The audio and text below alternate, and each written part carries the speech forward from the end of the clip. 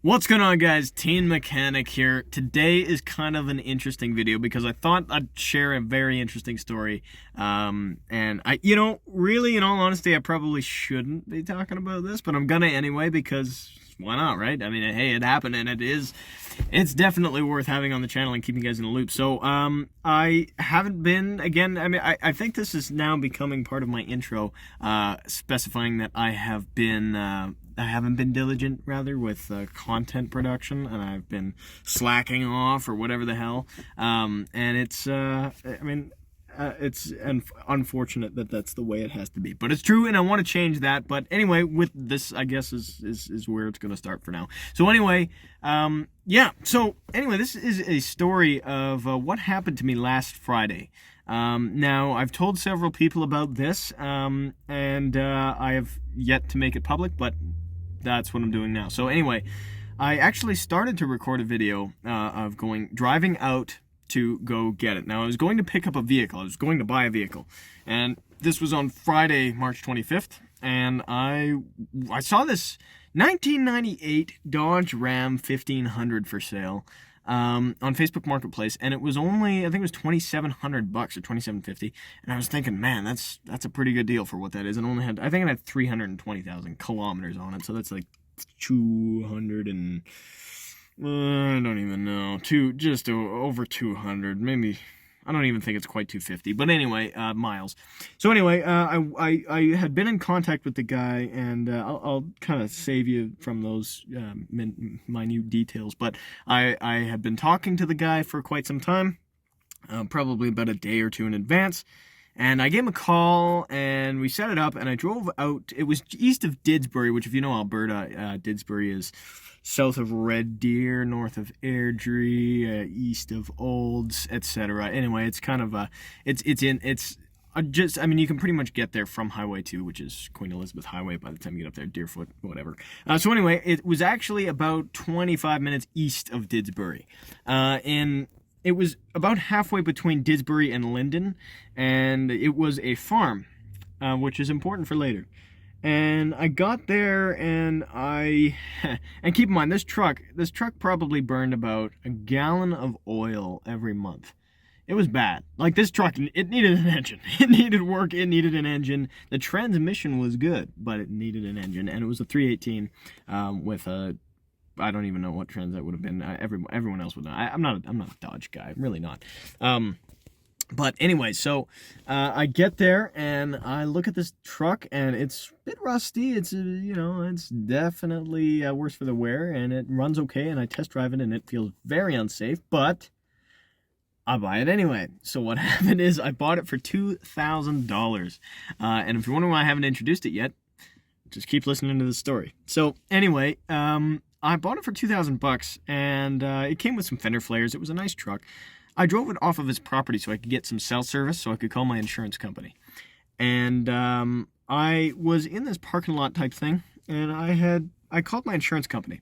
And I was sitting in a parking lot, kind of like, just sitting here like I am now, and I was like, well, I called my insurance company, and we went through the whole quote process. I said I needed this vehicle insured. So anyway, he said, and then when we got towards the end of the quote, he said, okay, I need the VIN number. And I said, sure. I hopped out and I looked at the base of the windshield, and there was no VIN plate.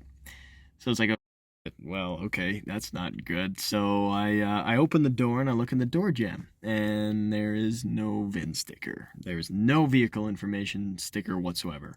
It's been peeled off. Now, I knew that there was a VIN somewhere on the frame because those Rams have it on the frame.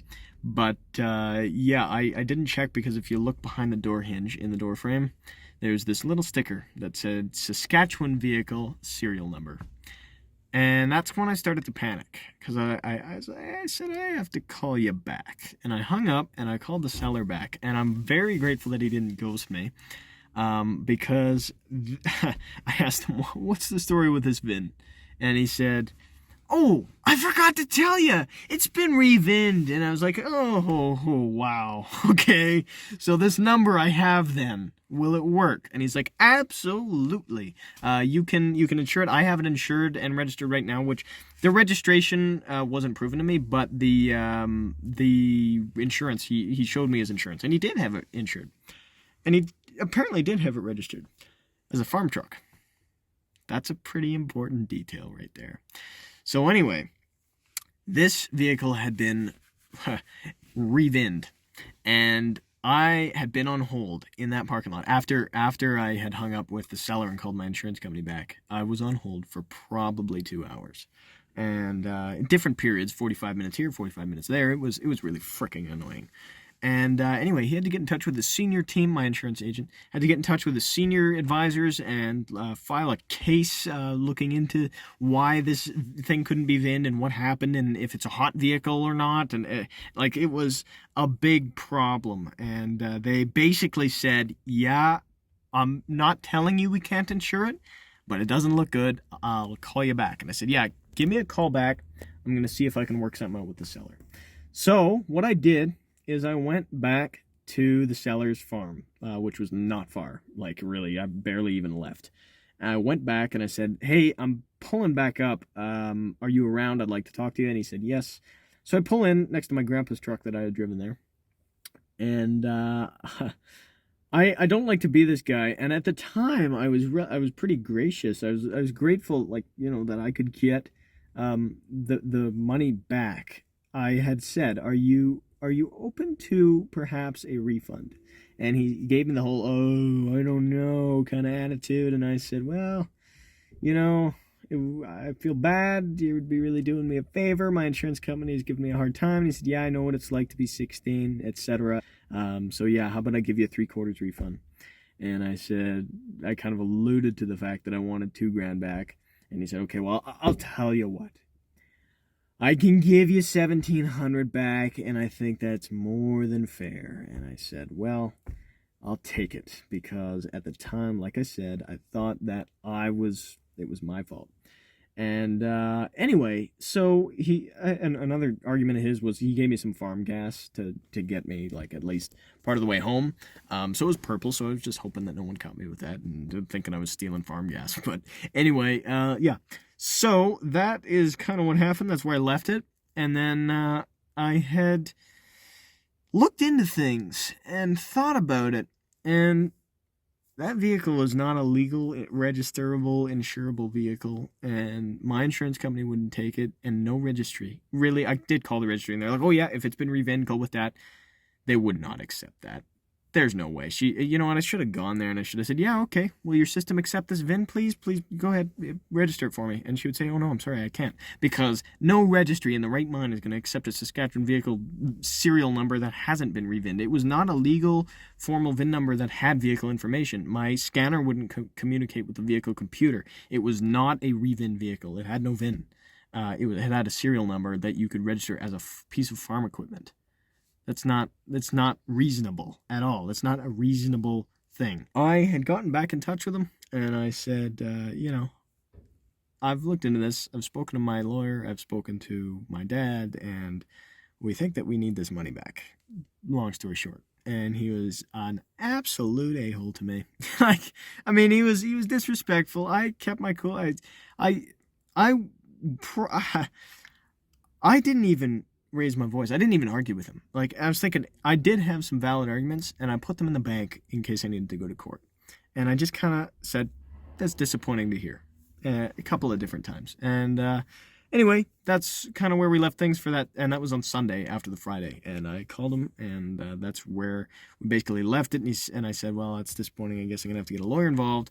And he said, you do what you need to do, implying, I'm not going to do anything. And at the time, I was hell-bent on suing the guy. And in fact, I recorded this video. This is my second time recording this video, about a week apart.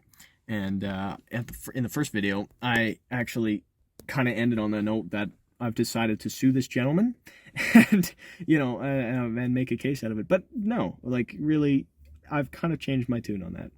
There's no value. It's $300. It's a $300 hill.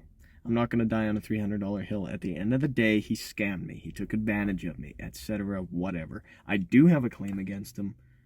I'm not going to pursue it. I wanted to pursue it. I'm not going to, because I would be self-represented. I have enough connections that I'd get enough advice without having to keep a lawyer on retainer.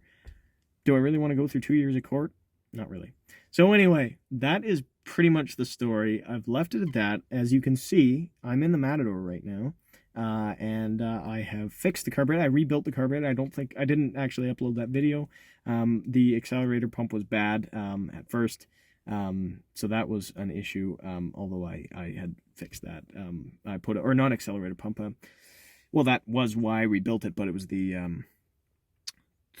what was it? Throttle valve, power valve. That's what it is. The power valve on the carburetor. Rebuild kit was bad, so I just threw a single stage one in there, and it works. But anyway, yep. Back to the old, $200 a week in gas car, and it's pretty damn awesome. This car is awesome. I put front shocks in it. The squeak is gone. This car, I went to a car meet actually. I went to see Katerina's garage. That was on. Was that yesterday or no, day before yesterday or something like that? Yeah, in north of here, and we went to a car meet and everything like that. It was pretty fun. There'll be a link to her channel in the description below if you're not already following her, which I highly recommend you do. But I'm pretty sure that most of my subscribers are. So anyway, yeah, check her out and stay tuned because even though this is a negative story, technically there's going to be some positive things and lessons that I've learned from this whole experience. So anyway, I do need to flip a car, that's for sure. I just got a new computer, so I need to now recoup some of my losses. Anyway, I appreciate you watching the video. If you liked it and if you enjoyed this story or have any advice or want to let me have it in the comment section below, give it a like or give it a dislike if you didn't like it. But again, comments. I want to hear what you think of this story. If you have any similar legal experience or have if you just want to rip me a new one, go for it. Comment section, that's what it's there for. So anyway, thanks again for watching.